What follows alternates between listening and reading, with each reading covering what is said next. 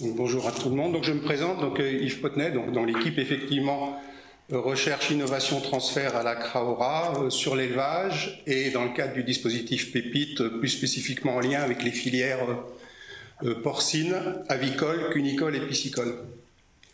Donc nous abordons cette séquence sur la réduction des consommations d'eau dans les bâtiments agricoles, effectivement.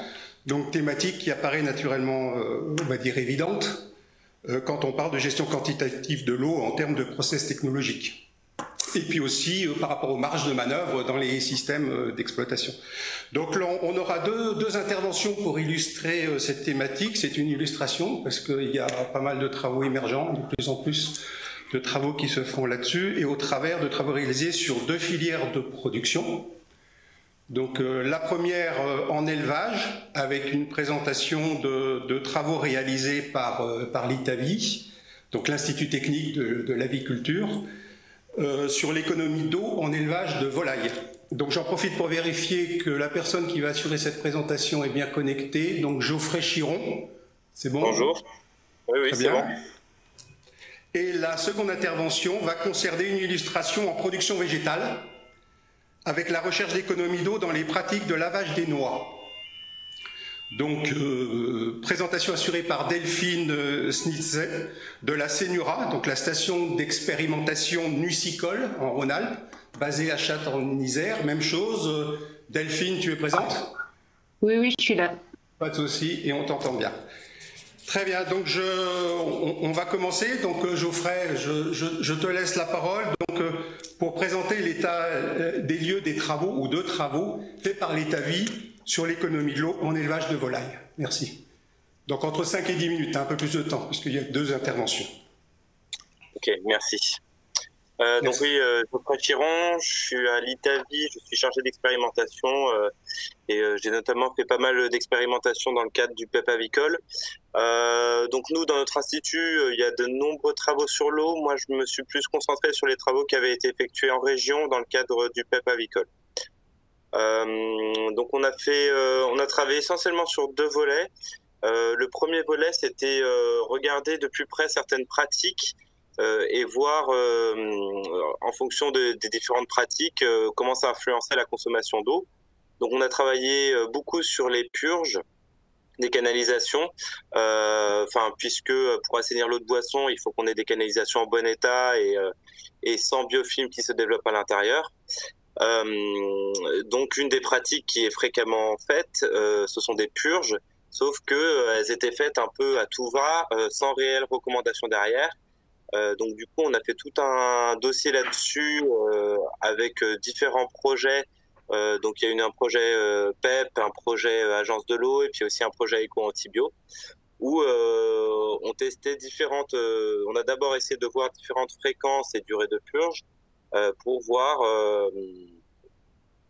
comment on pouvait réduire les consommations d'eau tout en gardant une bonne qualité sanitaire des canalisations.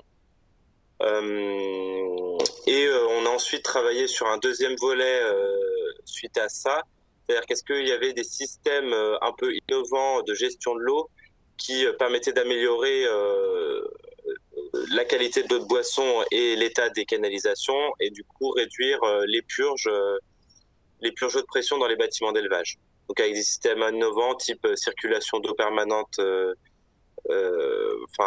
ou des systèmes de purge mais automatisés. Donc ce genre de choses-là. La deuxième pratique qu'on a étudiée de plus près, c'était sur la gestion des eaux de lavage, donc après le nettoyage, désinfection des bâtiments.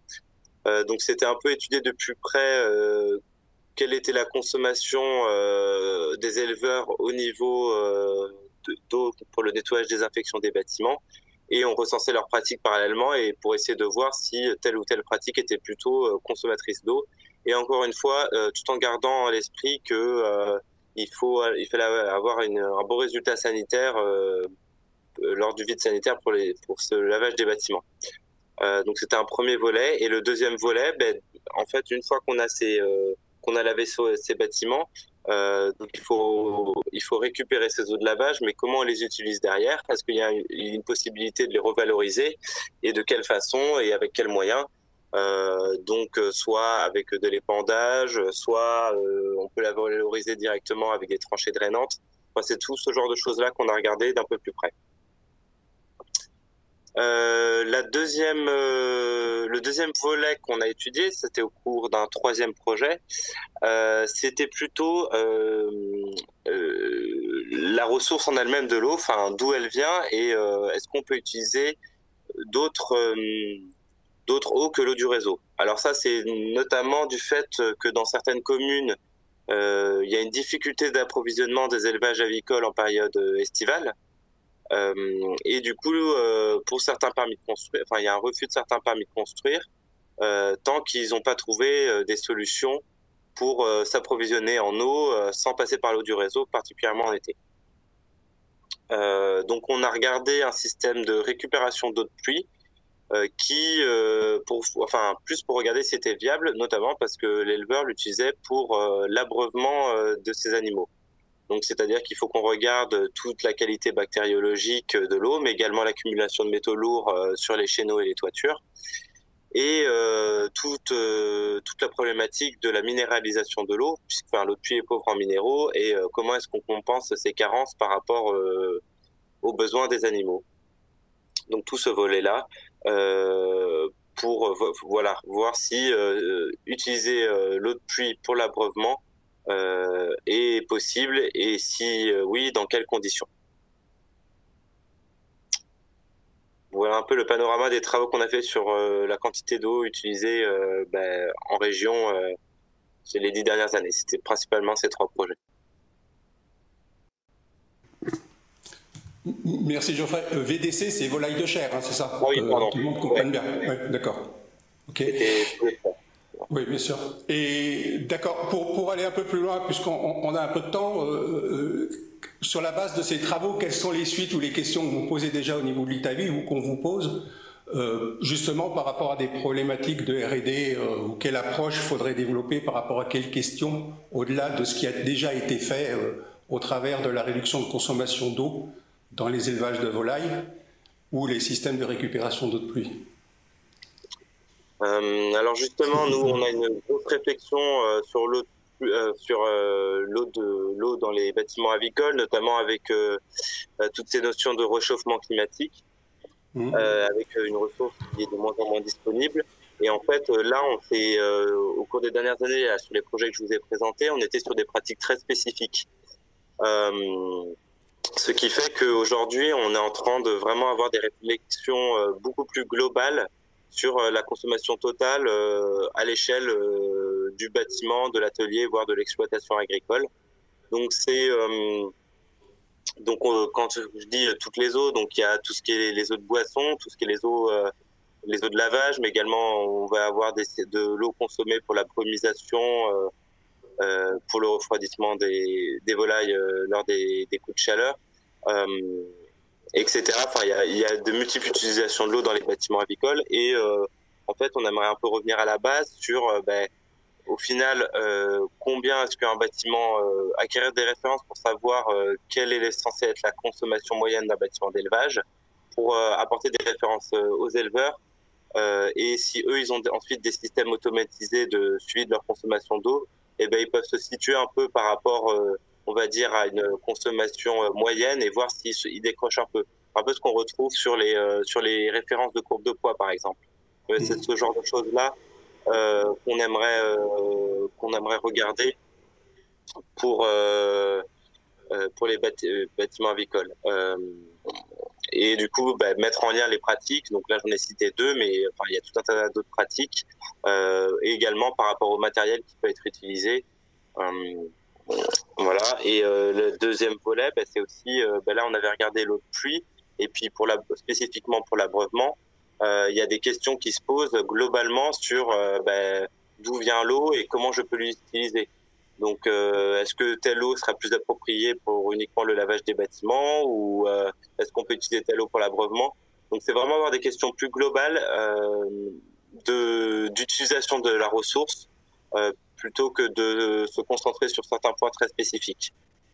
Et là, je trouve que c'est intéressant, notamment aussi pour les deux filières qui se posent un peu les mêmes questions et qui où il y a toute une réflexion aujourd'hui dans plusieurs filières animales sur la gestion globale de l'eau dans les exploitations agricoles. D'accord. Ouais. Oui, parce que je suppose qu'en élevage, surtout en élevage, je dirais, il y a aussi la gestion, cet aspect quantitatif rejoint des problématiques sanitaires assez fortes. Donc là aussi, la gestion de la qualité de l'eau est aussi, c'est fortement dépendant de la gestion aussi de la qualité. Oui, donc, oui, je pense qu'il y a ce lien. Ouais. C'est toujours quelque chose à garder. En fait, on doit toujours avoir un compromis entre la qualité sanitaire et la quantité d'eau utilisée. D'accord. Très bien, on est dans les temps. Merci Geoffrey. On reviendra après pour les questions que poseront les personnes, les participants. Donc on va passer à la deuxième intervention. Donc Delphine Snitze, donc de la CNURA. Donc je te passe la parole. Donc sur l'économie d'eau en production de noix. Donc l'amélioration notamment des pratiques de lavage des noix. Merci. Pareil, entre 5 et 10 minutes. Merci. Très bien, merci. Bonjour à tous. Alors, donc je suis Delphine, je suis chargée d'expé à la CNURA. Je vais présenter un thème donc que je n'ai pas suivi moi, mais je m'occupe par ailleurs de l'irrigation, plus à la station, plus que de l'eau de lavage. Mais bon, je vais vous présenter les travaux de Marianne Naudin, donc ma collègue. Donc on peut passer sur la première diapo. Ouais, c'est bon. Même la deuxième. Donc, pour le contexte de cette étude, donc c'est un essai qui a été fait dans le cadre du contrat de rivière Sud-Grésivaudan, donc dans lequel la CNURA avec 3 actions, donc un essai sur les bas intrants, donc essayer de diminuer au maximum les produits phyto en mettant pas mal, travaillant sur différents leviers. Un essai également sur la gestion quantitative de l'eau, donc avec des sondes tensiométriques dans les vergers, et donc le projet qui nous intéresse aujourd'hui, donc sur l'amélioration des pratiques des lavages de noix afin de limiter la pression polluante. Donc c'est à la fois une gestion quantitative et une gestion qualitative qu'on a fait donc dans cet essai. Donc voilà, la première, donc juste aussi, au début, c'est la Chambre d'agriculture qui a fait un premier état des lieux sur ces pratiques en 2015, et donc la CNURA a pris le flambeau en 2016 et s'est arrêtée en juin de cette année. Donc, on peut passer à la diapo suivante. Donc, il y a 3... Ouais, on en a raté une. Donc, il y a 3 actions donc dans ce projet. Donc, la première action, c'était déjà voir comment améliorer la chaîne de lavage des noix. Donc, pour avoir vraiment, dès le début, quelque chose qui soit plus performant. Et donc, pour ça, on a été voir des producteurs qui ont donc 11 exploitations qu'on connaît par ailleurs, par connaissance autour de la station, qui ont des chaînes de lavage performantes. Et donc, pour un ordre d'idée, donc en moyenne, ces exploitations utilisent 2 litres d'eau par noix à laver, contre en moyenne sur le reste la moyenne des exploitations qui avait été vue par la Chambre d'agriculture en début d'études. Donc là, la moyenne, c'est de 5,5. Donc on est 2 fois moins... Ces exploitations sont 2 fois moins consommatrices d'eau que la moyenne. Et donc, on a essayé, donc, via une enquête qui a été faite en 2019 auprès de ces exploitations, de trouver tous les leviers qui avaient été actionnés dans ces exploitations pour donner des pistes aux autres exploitants. Et donc, ça a donné donc 3 axes sur lesquels on peut jouer. Donc, la réduction du volume d'eau. Donc ça se fait soit avec une diminution du débit d'eau, donc au cours du lavage, essayer de mettre moins d'eau diminuer le débit justement pour avoir cette diminution de la quantité. Un recyclage aussi de l'eau dans les premières, puisqu'il y a plusieurs passages, plusieurs lavages. Donc les premiers lavages peuvent se faire avec de l'eau recyclée, qu'on réutilise, et avec un dernier lavage à l'eau claire, puisque c'est une denrée alimentaire. Et il y a également des pilotages électroniques sur certaines des chaînes de lavage étudiées qui permettent de couper l'eau si jamais il y a un incident, un problème, ce qui fait qu'il n'y a pas de perte d'eau intempestive. Ensuite, il y a aussi du débit de noix donc sur la chaîne de lavage qui peut permettre d'utiliser moins d'eau, donc on peut en passer plus de noix à la fois, et également une gestion des déchets, c'est-à-dire de tout ce qui pourrait être pierre, bois ou brou, donc qui protège la noix, donc les enlever le plus tôt possible pour vraiment avoir le moins possible à nettoyer. Et donc ça nous a permis de sortir une plaquette avec voilà, des informations, des pistes d'amélioration pour que les producteurs puissent s'améliorer quand ils mettent à jour leur chaîne de lavage. Donc ensuite, il y a une deuxième, la deuxième action, donc, ça a été faire des tests pour trouver des systèmes de traitement qui puissent permettre une... Là, donc c'est la partie. Là, avant, c'était plus la partie quantitative. Là, on rentre dans la partie plus qualitative. Donc, des systèmes de traitement qui permettent d'avoir de l'eau à la sortie des exploitations qui soit la plus propre possible. Parce qu'il faut savoir que la récolte, ça se passe sur 3 semaines, tout le monde en même temps. Et donc, c'est ça qui a aussi mis en place. Enfin, dans le contexte, c'est ça qui a permis à l'étude d'être créé, c'est qu'il y a un souci de pollution dans les petits cours d'eau à ces moments-là. À ces moments-là. Donc, il faut essayer vraiment d'avoir l'eau la plus propre possible à la sortie des chaînes de lavage. Et donc, on a essayé différentes pistes. Et donc, il y a 3 pistes qui ont été retenues donc dans les premières phases, soit stockage de l'eau, puis épandage par la suite, en laissant le temps faire pour que les pollutions, les solutions, donc les microparticules dissoutes ou dans l'eau aient le temps de disparaître, d'être dégradées. Donc ensuite, ou stockage dans un bassin aéré et avec traitement en bassin ouvert aéré, donc avec de la phytoépuration. Donc tout ça, on a essayé de faire des des pré-tests ensuite avec du passage vraiment d'eau de lavage de noix pour essayer de voir un petit peu ce qui pouvait être fait, donc avec si on avait des bons résultats sur de la phytoépuration ou du bassin aéré. Et donc sur ces deux systèmes-là, ce qu'on a pu voir, c'est qu'il y avait un bon abattement de tout ce qui est pollution en fait dans les eaux. Donc il y a trois catégories qui sont observées dans les eaux pour essayer de quantifier ça. Donc en fonction des particules qui sont dans l'eau ou aussi du pH de l'eau à la sortie. Donc en phytoépuration, on avait vraiment des très bons résultats. En bassin aéré seul, on avait un problème de pH à la sortie, d'eau qui était trop basique ou je ne sais plus, mais en tout cas, on n'était pas neutre, donc il nous met ce paramètre pour être bon. Donc après, on a revu en 2018-19, on a revu avec un bassin aéré plus phytoépuration derrière pour avoir des bons résultats. Donc ça, c'est les tests qui ont été faits. Et donc, il y a eu une 3e action, donc dernière diapo, où là, on est passé chez des producteurs pilotes. Donc, il faut passer sur la diapo. Oui, voilà, merci. Donc, on est passé chez des producteurs pilotes, donc à savoir des producteurs qui ont accepté de s'équiper, donc avec vraiment des investissements assez lourds et en sachant que c'est vraiment pilote, donc on n'était pas sûr d'avoir vraiment les résultats escomptés vraiment derrière. Donc, c'est merci à eux. Et donc voilà les 2 exploitations qu'on a pu avoir. Donc on a une première exploitation donc, où on a mis 3 bassins de rétention avec une bâche en géomembrane, donc, et avec ensuite un épandage derrière via son système d'irrigation donc déjà en place, où au bout de quelques mois de rétention de l'eau dans ces bassins, il remettait son eau de lavage de noix dans ses vergers de noyer. Et une deuxième exploitation où là on est passé sur du béton renforcé, donc pour à la fois des contraintes d'espace donc au niveau de l'exploitation, et également un producteur qui misait plus dans la durée en disant que le béton a immense et puis de facilité de curage aussi de la cuve.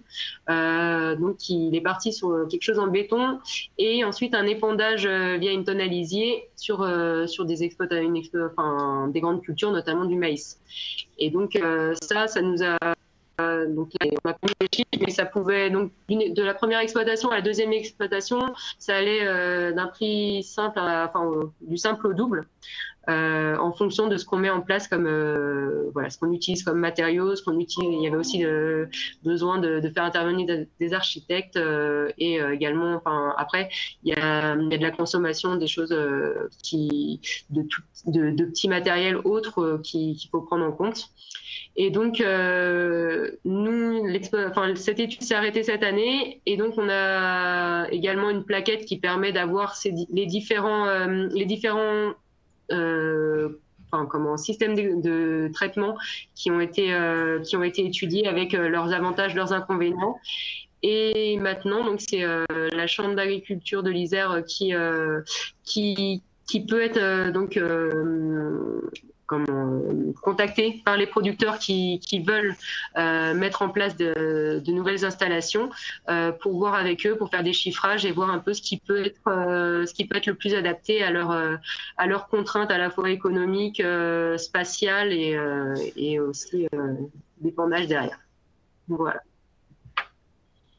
Merci Delphine pour cette présentation également complète qui fait aussi le lien avec entre gestion de la quantité et la qualité de l'eau, l'hydrogène notamment.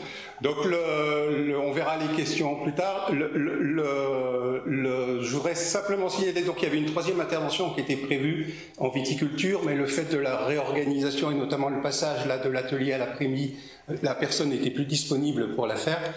Mais je vais quand même citer le travail, c'est le projet Minimo. C'est un projet qui teste donc la réutilisation des eaux usées en agroalimentaire et vous avez le lien donc sur Internet. Donc c'est un projet ANR qui s'intéresse à la gestion de l'eau dans les industries agroalimentaires et qui a pour objectif d'élaborer justement un ensemble d'outils d'aide à la décision pour reconcevoir les réseaux d'eau dans les usines pour minimiser la consommation d'eau. Voilà. Donc vous avez les éléments sur la diapo. Donc la personne qui devait intervenir, c'est Émilie Adouard. On s'excuse d'avoir fait le passage à cet après-midi. Bon, sachant qu'il y a d'autres travaux qui existent, on est loin d'être exhaustif, vous le savez bien. On n'a pas traité là des élevages de ruminants, mais moi j'ai connaissance par exemple d'un travail qui avait été fait par IDEL, notamment sur l'économie d'eau dans les élevages de veaux de boucherie par IDEL et les chambres d'agriculture. Alors ça c'est au national, aux chambres d'agriculture de Bretagne, mais bon, qui peut être un document aussi intéressant à remobiliser. Et puis aussi je vais citer la pisciculture, donc par rapport au bassin de recyclage, et notamment donc les techniques de recyclage donc de l'eau dans les bassins d'élevage, les bassins de stockage, les bassins d'alvinage et notamment les travaux en région qui avaient été développés dans le cadre du PEP et qui sont aussi soumis au niveau pépite, en instruction par l'ISETA, l'Institut des sciences de l'environnement et des territoires d'Annecy, pour des précisions des compléments. Voilà, on va peut-être donner le temps de la synthèse illustrée à Romain, le temps de recueillir les questions, comme d'habitude. Oui, on a encore une quinzaine de minutes devant nous pour faire ça. Oui, mais il y aura les questions après, on verra. Et... Mais le temps de faire ça, plus les questions, on sera dans les temps à peu près. Ouais. C'est parfait. Hop, une extrémiste pour terminer, d'intégrer le dernier conseil. Donc sur cette table ronde numéro 4, ce qu'il fallait retenir de l'intervention de Geoffrey Chiron, c'est les bonnes pratiques qu'il a pu nous partager sur le bon usage de l'eau dans les bâtiments agricoles, donc autour de vraiment 3 bonnes pratiques. Donc la première, les bonnes pratiques de purge, bonne pratique, deuxième, la bonne pratique de nettoyage et les bonnes pratiques de récupération de l'eau qui posent quand même un certain nombre de questions. Et d'une manière générale, toutes ces bonnes pratiques interrogent à minima les aspects sanitaires et la capacité de réutiliser cette eau auprès des animaux. Donc ça veut dire qu'il y a encore des champs d'expérimentation à venir. Et l'intervention de Delphine Sneds sur l'expérimentation de lavage de noix qu'elle a pu nous commenter. Une expérimentation qui a été menée d'un point de vue, qui a été analysée d'un point de vue quantitatif et qualitatif, ont pu permettre de sortir 3 bonnes pratiques. La première, clairement des améliorations sensibles de la chaîne de lavage qui permet de faire des économies d'eau significatives, des systèmes de traitement avec par exemple phytoépuration ou par bassin aéré qui n'ont pas forcément tous des résultats, notamment sur l'aspect pH qu'il faut vérifier, et puis d'autres expérimentations avec des installations pilotes qui ont été menées avec l'inconvénient que ce soit des expérimentations un petit peu plus coûteuses, mais qui ont aussi eu des résultats. Et puis, vous avez cité à la fin comme autre piste à explorer, minimaux et les principes de pisciculture. Merci Romain pour ce dernier résumé visuel. Du coup, nous voilà au terme de nos séquences de partage de connaissances. Donc, au nom de tout le comité technique qui a permis la réalisation de cette journée, nous voulions remercier tous nos intervenants, chercheurs et conseillers. Merci à vous d'avoir pu vous adapter au pied levé à ce nouveau format. Et je me disais que c'était... Théorine, il y avait peut-être des questions, Il n'y a pas les questions, oui, il y a pardon. les questions sur le... C'est vrai, fatiguée là, déterminée. Je ne sais pas si tu prenais les devants, si tu devais terminer plus tôt, donc je n'intervenais pas, mais normalement il y a les questions. Non, on a jusqu'à une demi Okay. pour les questions, je suis désolée. Surtout s'il y en a. J'en ai une. Daniel, J'ai 2 questions de mon côté. Alors, il y en a une qui concerne l'intervention sur l'aviculture. Et donc, on nous demande si finalement on a des échanges avec des pays méditerranéens producteurs de volailles concernant leurs pratiques de gestion de l'eau, puisqu'ils sont confrontés beaucoup plus que nous et depuis plus longtemps à ces problèmes à la fois de chaleur et d'économie d'eau dans leur système de production. Donc voilà, est-ce qu'il y a des échanges, des références des pays méditerranéens? C'est une question posée sur l'agriculture. Oui. Alors justement, c'est pas moi qui est en train de monter le dossier, mais nous sommes en ce moment en train de monter un dossier LIFE, des subventions européennes justement pour traiter de toutes les questions environnementales, notamment avec les pays qui nous avoisinent. Donc il y a des pays du Nord, mais il y a aussi l'Espagne et l'Italie. Donc là, on n'est pas que sur l'eau, hein, on est sur les MTD, les meilleures techniques disponibles dans la gestion des pour l'environnement. Donc on aura à la fois tout ce qui est émissions, mais aussi l'économie des ressources. Donc c'est dans ce cadre-là qu'on est en train de monter un partenariat justement pour échanger sur ces différents sujets. Ok, donc voilà, il y a des choses qui sont en cours et lancées sur le sujet. J'avais une autre question qui est posée par un syndicat de rivière du Cantal, le syndicat de la Lannion, et qui nous dit que cette préoccupation des économies d'eau dans les bâtiments, elle est vraiment d'actualité et importante, et qu'elle s'inscrit dans des politiques locales d'accompagnement au changement des systèmes de production.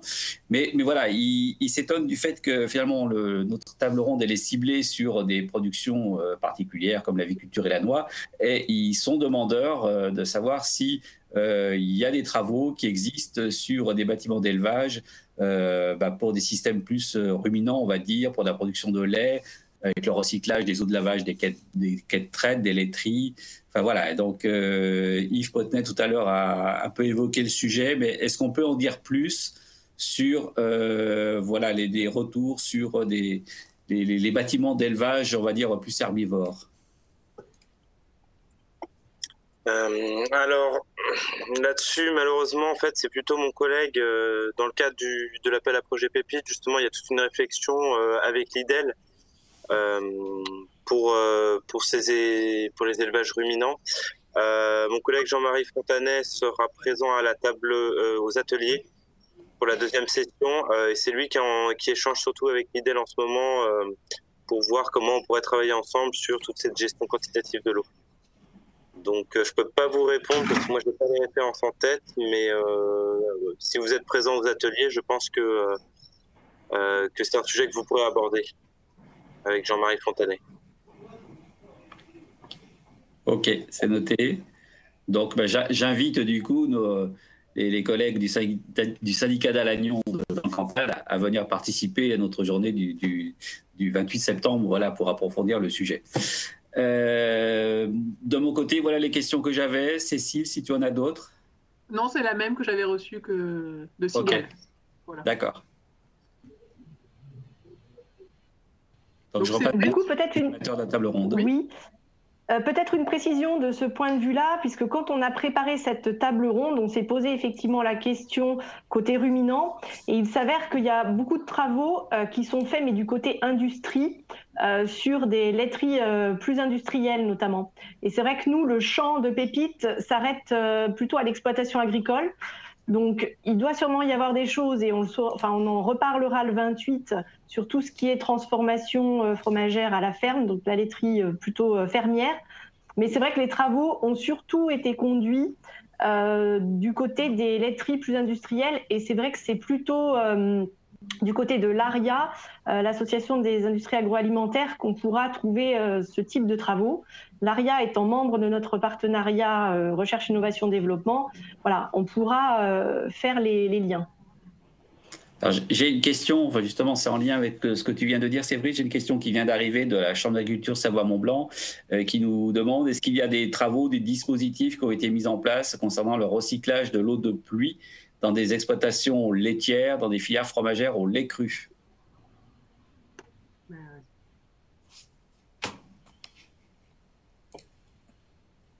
Donc personnellement, je ne saurais pas répondre à cette question, mais on a d'autres acteurs, notamment au sein du pôle fromager qui s'occupe de tout ce qui est fromage sous signe de qualité, AOC, qui a des éléments à transmettre là-dessus.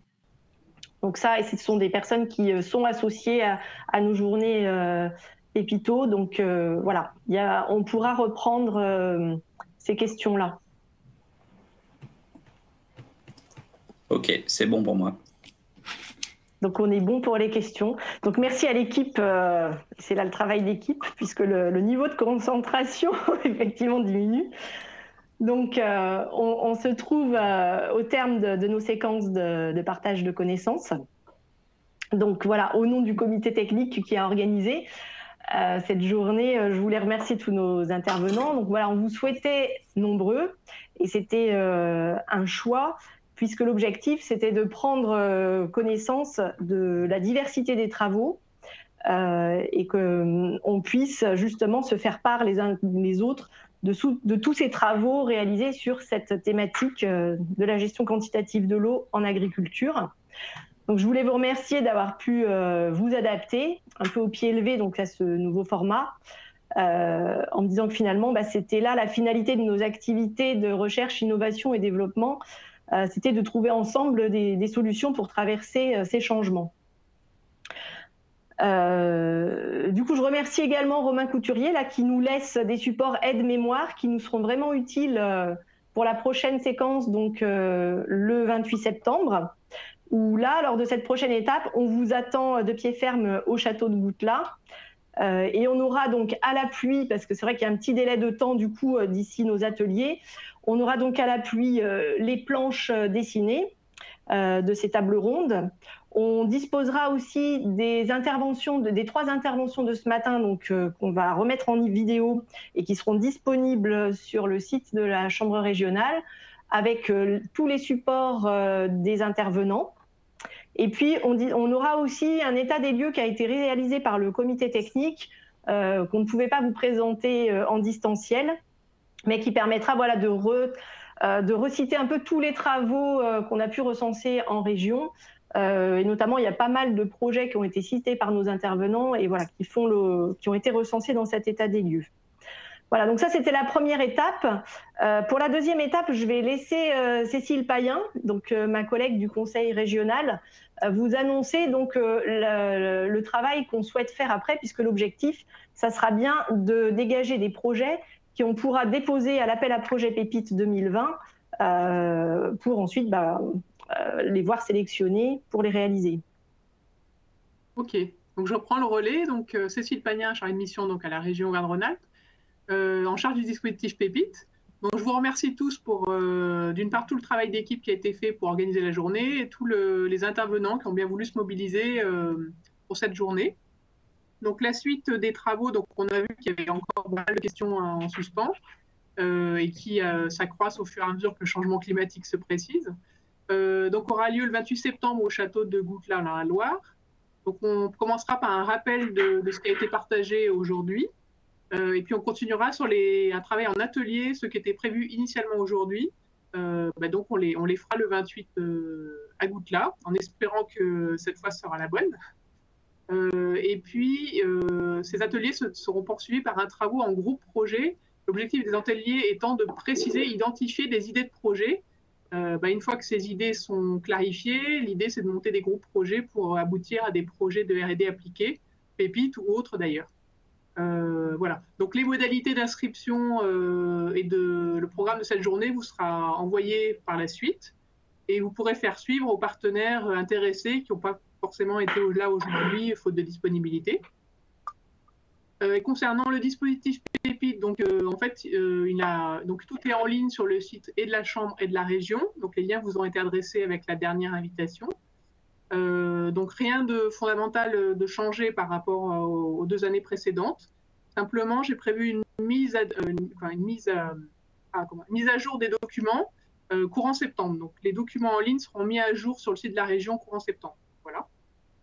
Les dates à retenir, c'est que le dépôt des projets pépites, donc pour cet appel à projet 2020, c'est le 15 décembre 2020 sur le site de la région.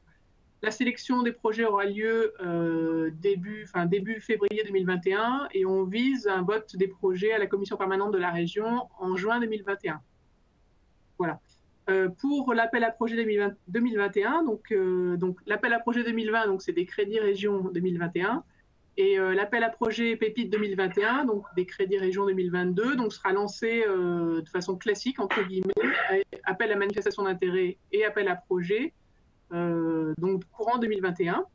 Voilà, alors ça, sans préjuger de la nouvelle équipe, ou pas d'ailleurs, qui sera élue en mars 2021 au niveau régional. Donc, il y aura une nouvelle mandature donc voilà, qui sera peut-être amenée à prendre des décisions autres que celles qui ont été prises jusqu'ici, mais à voir, ça je n'en ai aucune idée à ce stade. Voilà. J'en ai terminé sur les informations pratiques. En tout cas, je vous remercie tous et toutes pour cette journée et je vous dis à bientôt et j'espère au 28 au château de Gouttelain. Merci.